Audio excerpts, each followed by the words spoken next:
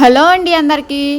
ఈరోజు రెసిపీ వచ్చేసి రవ్వ లడ్డు. నా వీడియోస్ కనుక మీకు నచ్చినట్లయితే లైక్ చేసి సబ్స్క్రైబ్ చేసుకోండి ఫ్రెండ్స్. వీడియోలోకి వెళ్ళిపోదాం.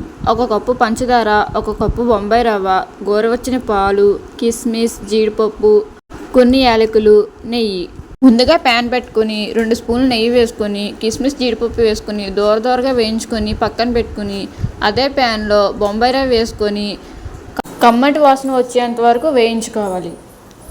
యాలకులు దంచుకుంటే సరిపోతుంది. ఇప్పుడు బొంబాయి రవ్వలో పంచదార, యాలకులు, జీడిపప్పు, కిస్మిస్ కూడా వేసుకొని గోరువెచ్చని పాలు కొంచెంగా వేసుకుంటూ ఉండలు లేకుండా కలుపుకొని ఏ సైజు కావాలో ఆ సైజు ఉండలు చుట్టుకుంటే రవ్వ లడ్డు అనేది మనకి రెడీ అయిపోతుంది ఫ్రెండ్స్. ఈ వీడియోస్ కనుక మీకు నచ్చినట్లయితే లైక్ చేసి సబ్స్క్రైబ్ చేసుకోండి ఫ్రెండ్స్.